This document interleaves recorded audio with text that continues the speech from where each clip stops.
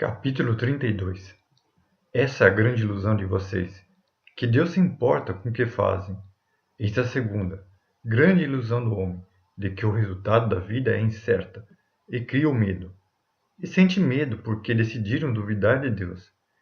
E se tomassem uma nova direção, viveriam como Buda ou Jesus. E quando você tentasse explicar a sua sensação de paz, a sua alegria de viver, o seu êxtase interior, distorceriam as suas palavras.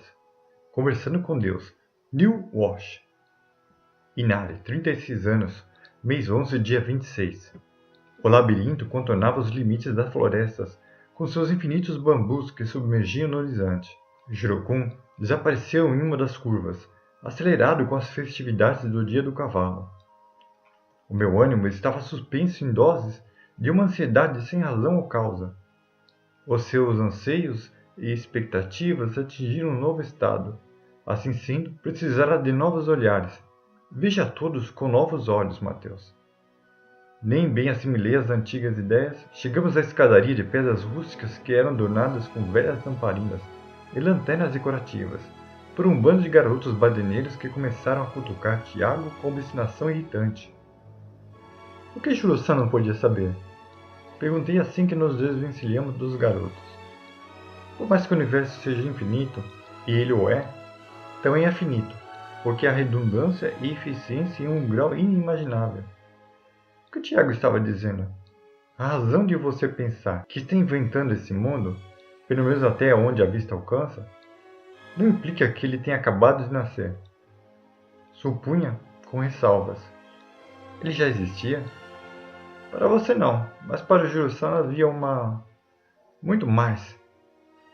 Do mesmo modo que ele te convinha para uma finalidade que eu considero surpreendentemente surreal, ele se apropriou de você para atingir os propósitos dele. Houve uma sincronicidade, ainda que não o tenha compreendido, embora os resultados sejam bastante válidos. Sentamo-nos em um recanto próximo a umas toras, que seriam usadas para a construção de um lugar digno de respeito. Um descanso para os peregrinos que se dirigiam para o templo da montanha. Uma árvore jovem tentava tolher o sol, com muita dificuldade. Eu já havia desconfiado que esses ensaios de moldar o mundo de imaginação não eram proezas da minha imaginação e das minhas aptidões intuitivas e insolentes. Talvez eu só acreditasse que os tais ensaios fossem verdadeiros com base no meu orgulho incomensurável e na arrogância de tudo poder. Senão eu não teria continuado com a... Tiago pressentiu os meus argumentos. Eu contava com esse orgulho e essa arrogância para criar esses obstáculos. Como todos, você também crê que as dificuldades insolúveis consomem as suas forças e suas esperanças. Uma represália por seus pecados? Talvez. Porém, todos os eventos possuem muitas respostas. Não pense que, por tentar controlar os resultados, criar e definir métodos e etapas, você esteja livre dos imprevistos. A sua alma, como a de todos, anseia pelas pedras do caminho. Parece um contrassenso. Desconfiava que não era bem assim. Se for, então tudo será somente desordem. Tiago parecia bastante certo do contrário. Não duvide de que te aconteceu. O evento que temem acertar foi um grande passo para a compreensão de si. O meu, como você se fragmentou, obedece somente às suas aspirações, e por isso se mostra como um formidável novo mundo. Eu escolheria outros meios. Portanto, estava certo quando não aprovei que o tal evento fosse o que me sugeria. Estava entendendo o real objetivo por trás. Precisavam saber a dimensão do seu ego. Por dentro, ele estava chorando de tanto rir. Entretanto, o tal evento tem a sua magnificência. Você estava no lugar apropriado, na hora certa, fazendo o que era perfeito, controlando os excessos. Sabia que não podia ser algo tão grande quanto uma iluminação espiritual. Respirei aliviado. Está redondamente enganado. A fímbria de luz que conseguiu enxergar representa o que realmente é, a iluminação.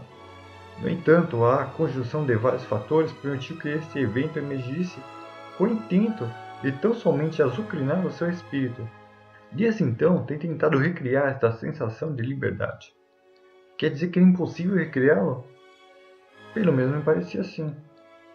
Tiago parecia absorto com a minha pergunta. Não percebeu? Uma vez atingindo a iluminação, se revela o caminho.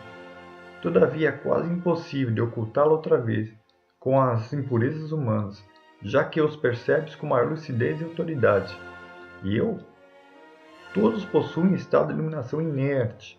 Uma vez que a tenha desvendado, jamais conseguirá ver o mundo como os meus olhos. No princípio, uma onda de serenidade te fere as velhas convicções e paradoxos seculares, e um sentimento te obriga a criar novos padrões. Uma percepção que poderia ser de compaixão, no entanto, é muito mais, que você passa a entender tudo sem nada saber. Então, como dizer que o evento não foi grandioso se eu alcancei a iluminação? Com outras muitas ressalvas. Porque precisa estar sempre vigiando os seus julgamentos, para que eles não sejam somente discernimentos. A ganância, a arrogância e a intolerância parecem ditar a sua realidade, e basta uma preocupação para que os medos soterrem as certezas, com a ânsia de que precisa se submeter às ilusões do mundo. Ele estava repetindo o que acontece todos os dias, enfrentando as calúnias e ouvindo as reclamações, que não deveriam ser minhas. Preocupações com o amanhã, que podem nunca se concretizar. Os ventos de um inverno que se despede me acordavam dos pensamentos profundos que me devoravam. Tudo parecia ter mais de um desígnio. Tiago se calou, olhando para a comitiva de homens e mulheres que se aprontavam em planejar o festival que antecipava o plantio da primavera. Porque eu tenho a impressão de que não era exatamente sobre isso que conversaríamos? O que Juro-san não compreenderia era como a roda das transmigrações podia se comportar sem as barreiras do tempo. Se bem que nem você seja capaz. Tiago estava esperando que eu me manifestasse. Se recorda da finalidade dada à criação dos espíritos, conforme o Espiritismo apregoa? Suponho que com o fim de esclarecer e fazer chegar progressivamente à perfeição. Agora, considere que todas as experiências estão acima do conhecimento, já que este é inseparável do espírito. O que temos? Era para adivinhar? Como se chega progressivamente à perfeição se as experiências não estão basicamente vinculadas a uma escala evolutiva? Onde Tiago estava me levando? Quero dizer, o conhecimento é a soma dos aprendizados que se agrega a cada existência. Sendo assim, a experiência não se subordina ao conhecimento? Exatamente. Bem, sim, não. Pois sabemos que o conhecimento é integrado ao espírito, que detém como uma matriz fornecida por Deus. Conhecer, portanto, é recordar. Nesse estado de fragmentação em que nos encontramos, espalhados por um espaço e um tempo, os eventos passam a ser analisados pelas complexidades das suas relações entre as suas partes, confirmando-nos sempre novas experiências.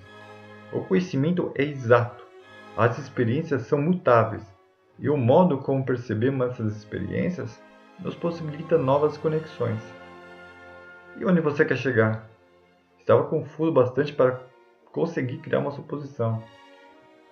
O salto entre as existências da alma encarnada não depende de uma evolução do conhecimento do espírito.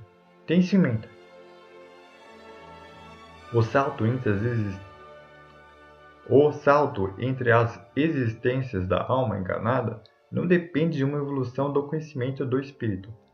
Tenha isso em mente. Atingiu meu limite de compreensão e Tiago percebeu.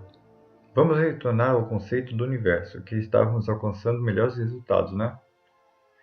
Tiago, você disse que o universo é redundante e eficiente. Como? Cogite que a proposta quântica poderia ser chamada de virtual. É só uma simplificação das reais potencialidades do universo e de Deus. Sem parábolas ou fábulas, ele só estava em linguagem binária. Está a par das extensões de compactação de imagens digitais? Acho que sim. Por quê? O universo se comporta mais ou menos assim. Parece-nos tão infinito e vasto quanto uma imagem de altíssima resolução. Aqui é só uma analogia. Embora ele seja só um pacote de dados, assim como a imagem pode ser digitalizada e decomposta em dados virtuais que ocupem eficientemente um espaço de armazenamento menor, gerando a possibilidade de compactações e ampliando a capacidade de um disco rígido, o universo realiza o mesmo em uma escala que ultrapassa o poder da imaginação, como a eficiência dos processadores de um computador. Hã? Eu entendi, porém não havia a menor possibilidade de imaginar como. Depois desses dois últimos brainstorms, eu só poderia ficar quieto admirando o vale, o mar e as embarcações que retornavam para o festival. As lanternas eram acesas assim que o ocaso develasse as estrelas faiscantes e solitárias que surgiam antes mesmo do poente.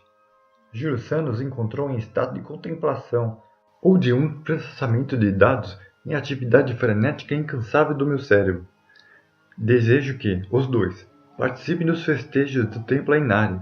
Eu não acredito que estou convidando o anfitrião. Uma festa para mim. Como seria se um deus chegasse e passasse mal de tanto comer?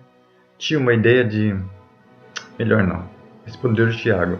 Sempre quis saber como sabia que eu poderia existir e apareci para você? Perguntei para Juro-san, mas eu mesmo respondi. Ah, sua mãe lhe contou, né? E ele sorriu. Suspeitei que Tiago pensava em algo. Inari-san, não gostava quando ele me chamava de Inari. Pergunte para Juro quando foi a última vez que ele navegou para outras terras ou ilhas. Eu não ia repetir o que todos já escutávamos. Acho que quando estive em Kanagawa. Como? E esse mar? Apontava para o vilarejo com seus cais repletos de barcos. É só um lago.